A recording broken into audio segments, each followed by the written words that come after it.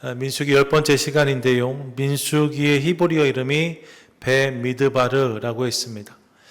미드바르가 광야니까 광야에서라는 의미예요. 실제로 지난 10번의 시간들 속에서 광야에서 이스라엘 백성들이 경험했던 일들을 나누면서 지금까지 달려왔습니다. 그런데 여러분, 민수기의 이름이 히브리어로는 베미드바르가 맞지만 사실 더 잘 알려진 이름은 민수기란 이름 자체이죠. 민수기,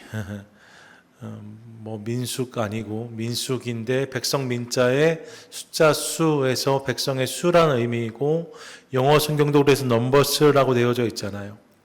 숫자들이란 제목이 이 성경의 제목이라는 것을 잊어서는 안 될 것입니다. 백성들의 수에 대한 기록이 의미 있게 담겨 있는 책, 이게 민수기라는 거죠. 이를 다시금 확인할 수 있는 본문이 오늘 말씀이다라고 설명드리고 싶습니다. 사실 성경에서 족보나 이런 인원수 같은 것이 나오면 읽기가 만만치가 않습니다. 그래서 족보하고 넘어가죠. 인원수하고 넘어가죠. 그냥 넘기기 십상인 본문들이 이런 본문들입니다. 하지만 이 본문들도 성경이잖아요. 해당 기록의 맥락과 의미를 살피면 결코 간과할 수 없는 메시지가 그 안에 담겨 있는 것을 확인할 때가 있습니다. 오늘 본문도 그런 거지요. 성경을 연구하는 이들은 이 민수기 26장을 옛 세대의 죽음과 새 시대의 탄생을 보여주는 분명한 분기점이라고 설명합니다. 여러분, 오늘 본문이 새로운 시작을 보여주는 증거라는 거예요. 이런 맥락에서 이제 40년의 광야 생활을 끝내고 새롭게 행진을 시작하는 이스라엘 백성들, 그들에게 명령된 인구조사와 그 결과의 내용을 중심하면서 하나님께서 우리에게 주신 메시지들을 함께 살피고 싶습니다. 먼저 저는 이 통계를 통해서 죄의 치명적인 결과를 확인합니다. 인구조사의 결과를 보면서 죄의 결과가 이토록 무섭구나, 이 사실을 확인해요. 오늘 본문이 인구조사를 담고 있는데 그냥 인구조사가 아닙니다. 두 번째 인구조사예요. 민수기에 나오는 두 번째 인구조사. 그러면 첫 번째 인구조사는 어디에 있었습니까? 민수기 1장에 등장하고 있습니다. 시간으로 하면 40년 전의 일이에요. 40년 전에 이 광야 생활을 시작하기에 앞서서 본격적으로 시내산 밑에서 저들이 움직이기에 앞서서 인구조사를 한번 했고, 40년 뒤인 26장에서 인구조사를 다시 하게 되는 거죠. 그러니까 이렇게 두 번의 인구조사가 민수기에 등장하고 있어요.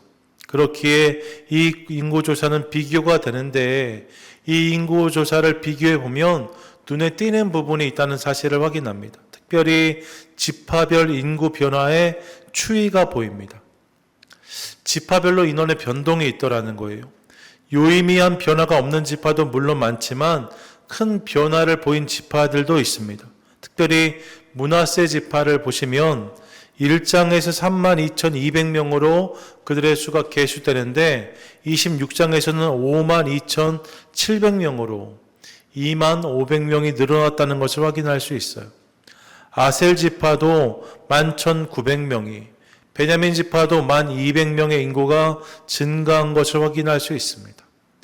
인구가 크게 증가한 지파들이 있다는 거예요. 성경은 이런 증가의 의미를 분명하게 밝히지 않습니다. 왜 그들의 인구가 증가했는지를 설명하지 않아요. 다만 성경을 보면 이들을 향한 야곱의 기도와 모세의 축복이 있었음을 확인합니다. 아마도 이런 배경 속에서 하나님의 은혜로 인해 그들이 보다 많은 인구의 지파가 되지 않았을까 추측해 볼 수 있어요. 그런 일들이 있었다는 거죠. 그런데 이렇게 인구가 크게 증가한 지파가 있는 반면 인구가 아주 크게 감소한 지파도 있다는 사실을 확인합니다. 그 지파가 어느 지파일까요? 시므온 지파예요. 시므온 지파.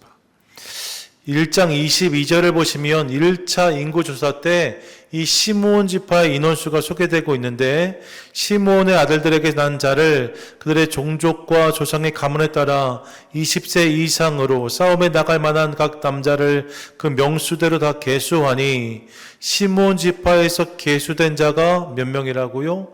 59,300명이었다라고 말합니다. 거의 6만 명에 육박하죠. 9,300명이 이들의 인구였다 합니다. 그런데 2차 인구 조사를 보세요. 26장 12절부터 14절까지를 보시면 시므온 자손의 종족들은 이러하니 느무엘에게서 난 느무엘 종족과 야민에게서 난 야민 종족과 야긴에게서 난 야긴 종족과 세라에게서 난 세라 종족과 사울에게서 난 사울 종족이라. 이는 시므온의 종족들이니 계수된 자가 몇 명이라고요? 22,200명이었더라 라고 말합니다. 첫 번째 지파, 첫 번째 조사에서는 59,300명이었던 시므온 지파가 40년 뒤인 오늘 본문에서는 22,200명으로 얼마나 줄었어요? 회계 잘하시는 회장님. 37,100명이 줄었어요. 반도 더 준 겁니다. 한 63% 정도 줄었다 설명할 수 있어요. 어마어마하게 준 겁니다.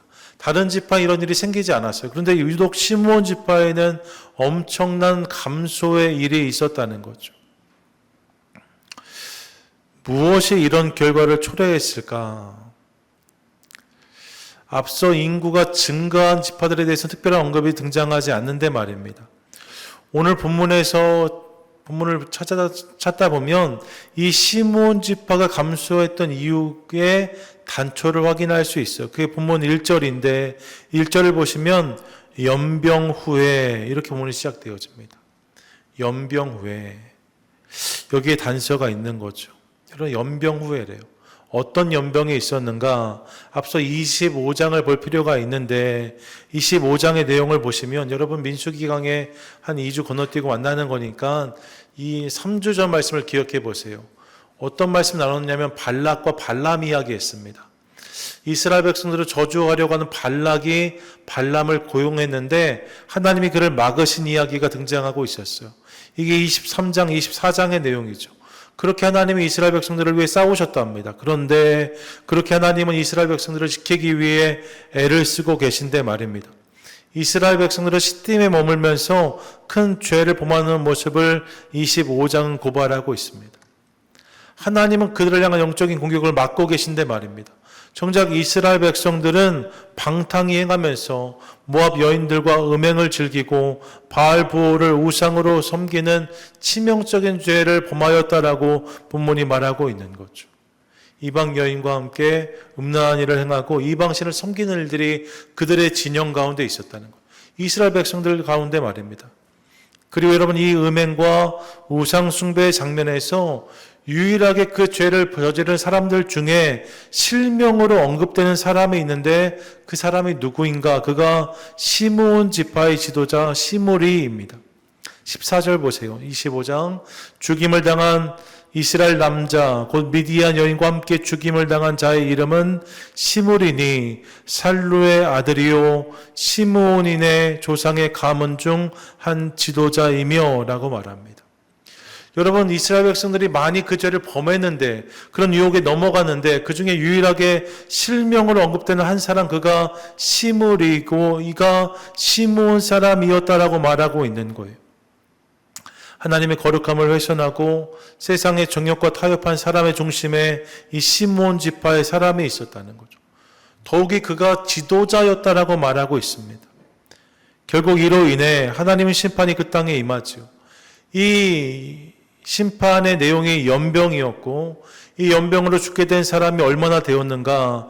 25장 9절 보세요. 그 연병으로 죽은 자가 24,000명이었더라라고 말합니다. 여러분 간단한 문제가 아니었어요. 하루아침에 24,000명이 죽어나가는 어마어마한 심판이 임했다라고 말하고 있는 거죠. 근데 이 심판의 중심에 누가 있었는가? 시므온 지파의 지도자 시므리가 있었다는 거예요. 당연히 이 지파가 이 책망에서 벗어나지 못했겠구나. 가장 큰 책임이 있는 사람들 중 하나였겠구나 이 생각을 해볼 수 있습니다. 그 결과가 시므온 지파의 급격한 인원 감소로 이어지지 않았나 상상해 볼 수 있는 거죠. 여러분 죄가 이렇게 무서워요. 사랑하는 여러분 죄를 만만히 보시면 안 됩니다. 죄는 우리의 영적인 생명력을 갉아먹고 우리를 향한 하나님의 축복을 가로막으며 공동체 전체를 흔들고 넘어지게 하는 치명적인 독입니다.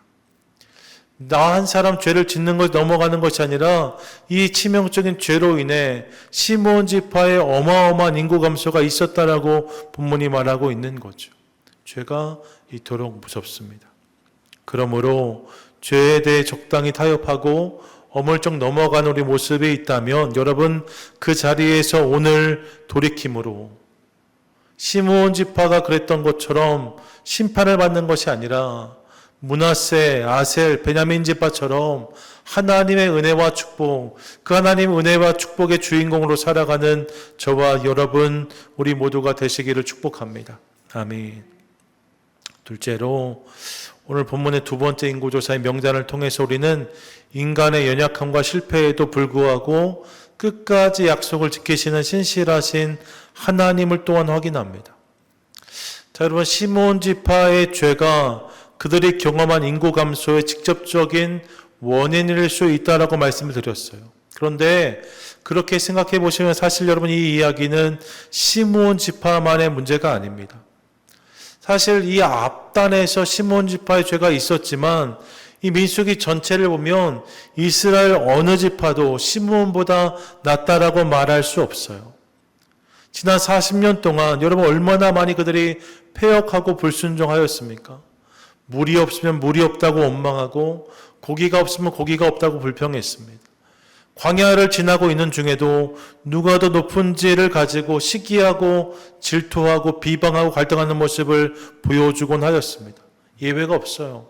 아론, 미리암도 그런 죄를 범하는 모습들을 확인할 수 있습니다. 심지어 출애굽의 주관자이신 하나님을 원망하며 차라리 애굽에서 머무는 것이 낫지 않았나, 애굽에 돌아가는 것이 훨씬 나은 것이 아닌가 하는 망언을 여러 차례 터뜨리기도 하였습니다. 이게 이스라엘 백성들 모두의 죄예요. 특별한 사람들만의 죄가 아닙니다. 다 이런 죄를 보면서 여기까지 걸어온 거죠. 이로 인해 많은 책망과 징계를 당하기도 하였습니다. 굴곡진 광야 생활, 불순종과 불충성으로 점철된 시간들이 있었어요. 그러니까 인간적으로 계산해 보면 시므온 지파뿐만 아니라 사실 이스라엘 백성들 전체가 이 광야에서 크게 약해지거나 없어졌어야만 맞습니다. 그들의 죄와 비교해 본다면 여러분 누구도 하나님 앞에서 평가받을 만한 인생이 없어요. 칭찬받을 만한 사람들이 없었단 말입니다. 다 이 죄의 징계를 피할 수 없어요. 그러니까 광야 생활, 불신과 불신하고 점철되었던 광야 생활 이후에 그들의 수는 전체적으로 크게 감소해서야만 맞습니다. 당연한 결과죠. 그런데 실제 결과는 어떠했는가? 앞서 1차 인구조사가 있었다라고 했는데 그 1차 인구조사의 결과가 본문 1장 45절, 46절에 이렇게 기록됩니다. 같이 한번 읽겠습니다. 시작. 이같이 이스라엘 자손이 그 조상의 가문을 따라 20세 이상으로 싸움에 나갈 만한 이스라엘 자손이 다 계수되었으니 계수된 자의 총계가 60만 3,550명이었더라. 아멘. 몇 명이라고요? 60만 3,550명. 그럼 어떻게 되었을까? 40년이 지난 다음에 인구조사 내용이 26장이잖아요. 그런데 26장 51절에서 그 2차 인구조사의 결과를 이렇게 보고합니다. 같이 한번 읽습니다. 시작. 이스라엘 자손에 계수된 자가 60만 1,730명이었더라. 아멘. 1장에서 40년 전에 인구조사했을 때 그들의 인구가 60만 3,550명이었답니다. 근데 40년이 지났어요. 40년이 지난 다음에 다시 인구조사를 했더니 그들의 수가 60만 1,730명이라고 말하고 있습니다. 차이가 좀 있죠. 한 1,820명 정도 차이가 있습니다. 하지만 거의 같은 수가 계수된 것을 볼 수 있어요. 그리고 40년 전의 인구와 40년 후의 인구가 크게 다르지 않다는 거예요. 거의 동일한 수의 사람이 그곳에 서 있는 것을 확인하게 되어집니다. 이 숫자를 보면서 우리가 느끼는 감동이 있어요. 여러분 말씀드렸지만 이스라엘 백성들은 칭찬받으며 이 길을 걸어온 것이 아닙니다. 온전한 순종과 충성으로 이 길을 걸어온 것이 아닙니다. 믿음의 본을 보이면서 이 길을 걸어온 것이 아닙니다. 이 여정 가운데 무수한 실패와 좌절이 있었습니다. 무수한 넘어짐이 있었습니다. 무수한 흔들림이 있었습니다. 그런 연약한 모습으로 한 치 앞을 알 수 없는 광야를 걷고 또 걸어온 것이 그들의 여정이었어요. 그런데 막상 40년이 지난 후에 뚜껑을 열어보았더니 그 인구수가 겨우 1800명밖에 줄어들지 않은 60만 1730명이었다라고. 사실 앞에 있는 그 연병의 사건이 아니었으면, 그때 2만 4천 명이 죽었으니까 말입니다. 그 사건이 아니었다면 사실 처음보다 더 많은 인구가 그곳에 서 있을 수 있었다는 사실을 확인합니다. 이스라엘 백성들은 끊임없이 흔들리고 넘어지면서 이 길을 걸어왔는데, 끊임없이 책망받을 만한 일을 하면서 이곳을 걸어왔는데 40년 뒤에 그들의 수가 조금도 덜하지 않았다는 거예요. 이 숫자를 대하면서 우리는 신실하신 하나님을 만납니다. 여러분, 그들은 항상 흔들리고 넘어지며 방황했어요. 하지만 그런 그들을 붙잡고 계신 하나님, 그분은 언제나 동일하셨다는 거죠. 그분이 신실하게 그들을 지키셨음을 확인할 수 있습니다. 지도 한 조각 없이 광야 40년을 지났지만 신실하신 하나님께서 구름 기둥과 불 기둥으로 만나와 외출하기로 그들과 함께 하셔서 이 민족이 쇠하지 않도록 하셨다는 거예요. 할렐루야, 아멘, 할렐루야, 아멘. 여러분, 누가 일하셨습니까? 하나님이 하셨다는 거죠. 여러분, 우리 하나님이 이처럼 신실하신 분이십니다. 광야 가운데 우리가 흔들려 넘어질 수 있지만 그런 우리를 붙잡으셔서 끝까지 온전케 하시는 분, 끝까지 결승점에 이르게 하시는 분이 하나님이시라는 거예요. 이 사실을 기억하며 우리 삶을 세우는 저와 여러분 될 수 있기를 간절히 소망합니다. 우리의 삶도 때때로 광야처럼 느껴질 때가 있어요. 자꾸 흔들리고 자꾸 넘어지다 보면 마지막에 가면 내가 결국 하나님 앞에서 자랑할 것이 없지 않을까, 내놓을 것이 없지 않을까, 주님 앞에서 나는 온전히 연약한 허물만 가지고 그 몸에 서는 것은 아닌가, 이런 부담감이 찾아올 때도 있습니다. 하지만 여러분 기억하세요. 광야길은 내 공로로 걸어가는 길이 아니에요. 내 노력으로 걸어가는 길이 아니에요. 하나님을 믿고 의지할 때에 신실하신 주님이 우리를 붙잡아 주심으로 지나게 하시는 길이 광야길이라는 거예요.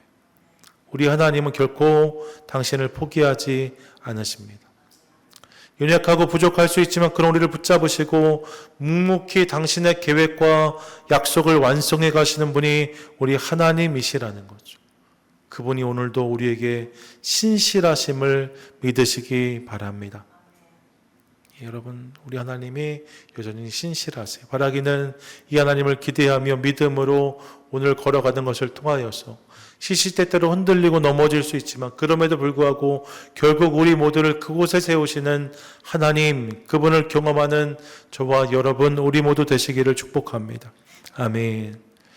끝으로 오늘 본문을 대하면서 새로운 시대를 위해 새로운 세대를 준비시키시는 하나님을 또한 깨닫습니다. 여러분, 민수기 1장과 26장의 인구 조사 결과가 거의 같다라고 말씀을 드렸어요. 60만 몇천 명, 이게 비슷한 거죠. 이게 하나님의 은혜입니다. 신실하신 하나님이 이 일을 행하신 거예요. 그분이 당신의 백성들을 돌보심으로 광야에 40년 동안 이스라엘 민족들이 쇠하지 않게 하셨다라고 성경은 말씀하고 있습니다. 그런데 놓치지 말아야 할 것이 있습니다. 그것은 인구는 비슷하지만 사실 이 계수의 대상이 됐던 사람들 말입니다. 숫자는 똑같지만 그 숫자 안에 담겨있는 사람들 말입니다. 그들은 전혀 다른 사람이었던 사실을 기억하고 싶습니다. 동일한 수가 보고되었지만 사실 40년 전에 계수되었던 사람들과 40년 후에 계수된 사람들은 전혀 다른 사람들이었다는 거예요. 왜요? 중간에 사건이 있었기 때문이죠. 민수기 13장 말입니다. 12명의 정탐꾼을 가나안 땅에 보냈던 사건. 그때 10명의 정탐꾼이 돌아와서 불신앙의 보고를 했고 이로 인해 온 백성이 불평하고 원망하며 하나님 탓을 합니다. 모세에게 화를 냅니다. 그런 일들이 있었어요. 우리가 잘 아는 내용입니다. 결국 그 일의 결과로 그들은 입 가나안에 가나안에 들어갈 수 있는 기회를 박탈당합니다. 이게 민수기 14장 28절부터 30절 말씀인데 같이 한번 읽겠습니다. 시작. 그들에게 이르기를 여호와의 말씀에 내 삶을 두고 맹세하노라. 너희 말이 내 귀에 들린 대로 내가 너희에게 행하리니 너희 시체가 이 광야에 엎드러질 것이라. 너희 중에서 20세 이상으로서 계수된 자, 곧 나를 원망한 자 전부가 여분의 아들 갈렙과 눈의 아들 여호수아 외에는 내가 맹세하여 너희에게 살게 하리라 한 땅에 결단코 들어가지 못하리라. 아멘. 지금 계수된 자들, 이들은 결단코 그 땅에, 가나안 땅에 들어가지 못한다라고 말씀하세요. 그렇게 40년 광야 생활이 시작된 거죠. 그리고 오늘 본문의 끝자락 40년 뒤에 무엇이라 말씀하는가? 63절부터 65절까지인데 제가 읽겠습니다. 이는 모세와 제사장 엘르아살이 계수한 자라. 그들이 여리고 맞은편 요단가 모압 평지에서 이스라엘 자손을 계수한 중에는 모세와 제사장 아론이 시내 광야에서 계수한 이스라엘 자손은 한 사람도 들지 못하였으니, 이전에 계수된 사람은 한 사람도 들지 못하였다는, 전혀 다른 사람들입니다. 이는 여호와께서 그들에게 대하여 말씀하시기를 그들이 반드시 광야에서 죽으리라 하셨습니다. 이러므로 여분의 아들 갈렙과 눈의 아들 여호수아 외에는 한 사람도 남지 아니하였더라 라고 말합니다. 60만 명의 사람인데 말입니다. 60만 명이 전원 다 교체된 거예요. 다 새로운 사람들인 거예요. 다 20대 그 40년 전에 20살이 되지 않았던 사람들. 그러니까 40년 전에 19살이면 지금 몇쯤 됐을까요? 59 되는 거잖아요. 최고 연장자가 59인 거죠. 그 밑에 있는 사람들이 쭉 서 있는 거예요. 40년에 계수되지 않았던 사람들. 무엇입니까? 실제로 하나님 말씀이 이루어졌고 그 결과 지금 가나안 땅에 서 있는 사람들은, 가나안 땅 앞에 서 있는 사람들은 전혀 새로운 세대의 사람들이었다는 거죠. 그러면서 이들에게 이렇게 말씀하세요. 읽었던 본문 52절부터 56절까지인데 여호와께서 모세에게 말씀하시되 이 명수대로 땅을 나눠 주어 기업을 삼게 하라. 54절부터 56절 함께 읽겠습니다. 수가 많은 자에게는 기업을 많이 줄 것이요 수가 적은 자에게는 기업을 적게 줄 것이니 그들이 계수된 수대로 각기 기업을 주되 오직 그 땅을 제비 뽑아 나누어 그들의 조상 지파의 이름을 따라 얻게 할지니라. 그 다소를 막론하고 그들의 기업을 제비 뽑아 나눌지니라. 아멘. 이제 이들이 이 땅을 차지할 것이다 라고 말씀하세요. 이제 이들이 이 땅의 주인이 될 것이다. 이들이 다 제비를 뽑아서 각계의 땅을 받게 될 것이고, 그렇게 그 지파와 그 가문과 그 가정의 땅이 그들에게 주어질 것이다 라고 말씀하고 계십니다. 이제 새로운 역사의 주인공으로 그들을 부르고 계신 거예요. 새로운 시대를 위해 새로운 세대를 일으키신 하나님, 그리고 그 새로운 세대를 통해 새로운 이야기를 이어가시는 하나님을 만납니다. 하나님이 일하신 거죠. 과거에 불순종하고 불신앙했던 모든 세대를 뒤로 하시고 새로운 믿음의 세대를 일으키심으로 그들 가운데 역사를 허락하시는 하나님을 만나는 거예요. 전 저와 여러분이 이 말씀 앞에서 날마다 새로운 세대로 설 수 있기를 간절히 소망합니다. 오늘 본문이 말하는 새로운 세대 말입니다. 이 새로운 세대는 단순히 나이가 어리고 젊은 사람들만을 의미하는 것이 아닙니다.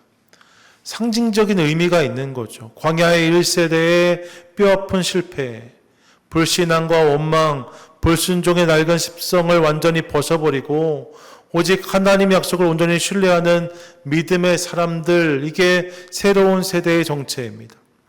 하나님의 약속의 땅 가나안이라는 새로운 역사를 시작하시기 위해 애굽의 노예 근성과 광야의 불평에 찌들었던 사람들을 철저히 비워내시고 그 자리에 순종과 믿음으로 새롭게 빚어진 사람들을 세우심으로 약속의 땅에 들어가게 하셨다라고 말씀하고 있는 거예요. 그럼 우리도 마찬가지죠. 여러분, 우리가 옛사람을 벗어버리고 새 사람이 되어야 하나님의 역사에 참여할 수 있습니다. 불신과 불만과 불평으로 점철되었던 옛사람을 벗어버리고 새 사람을 입어야 하나님의 역사에 쓰임받을 수 있다는 거예요. 그래서 에베소 4장 22절, 24절 말씀 이렇게 고백하는데 같이 한번 읽습니다. 시작. 너희는 유혹의 욕심을 따라 썩어져가는 굴습을 따르는 옛사람을 벗어버리고 오직 너희의 심령이 새롭게 되어 하나님을 따라 의와 진리의 거룩함으로 지으심을 받은 새 사람을 입으라. 아멘. 새 사람을 입으라. 옛사람을 벗어버리고 새 사람을 입으라. 이것이 오늘 저와 여러분을 향한 하나님 명령이고 음성인 것을 믿으시기 바랍니다. 믿으시기 바랍니다. 아멘. 여러분, 불순종으로 살았던, 불신앙으로 살았던, 불충성했던 옛 모습을 벗어버리고 새 사람을 입으라는 거예요. 민수기 1장에 했던 옛 세대의 모습을 벗어버리고 민수기 26장에서 만나는 새로운 세대의 모습으로 주님 앞에 서라고 말씀하고 계신 거죠. 그러면 그들을 통해 가나안 입성의 역사를 이루어 주신다라고 말씀하고 계신 것입니다.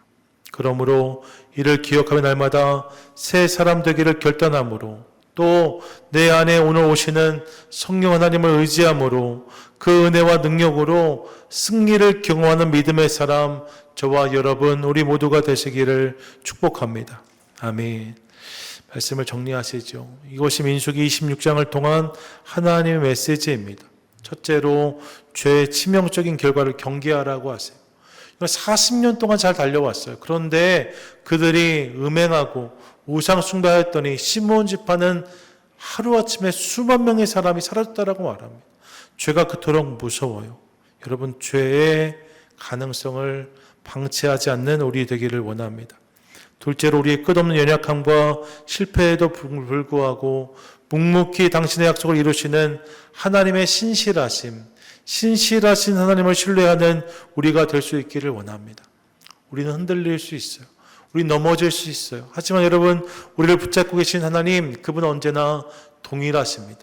그분이 결국 우리를 끝까지 승리케 하실 거예요. 그분을 신뢰함으로 이 길을 잘 걸어가는 우리 모두가 될 수 있기를 원합니다. 끝으로 새로운 역사에 참여하기 위해 날마다 새 사람을 입으라고 말씀하세요. 여러분, 새 사람들이 주의 역사에 참여할 수 있답니다. 특별한 사람들만의 이야기가 아닙니다. 우리의 옛 자를 회개하고 돌이켜 새 사람의 결단을 들을 때에 우리 모두가 새 사람이 될 수 있다라고 말씀하고 있어요. 이 말씀을 기억함으로 하나님, 새 사람을 입겠습니다. 결단하고 기도하는 것을 통하여서 그 은혜가 나의 이야기가 되어지는 귀한 감격을 누리는 우리 모두가 되시기를 축복합니다. 바로 이 말씀을 하며 새김으로 광야를 넘어 가나안에 들어가는 우리 될 수 있기를 원하고 사람의 땅을 넘어서 하나님의 역사에 참여하는 거룩하고 복된 주의 성도 저와 여러분 우리 모두 되시기를 주님의 이름으로 간절히 축원드립니다. 아멘.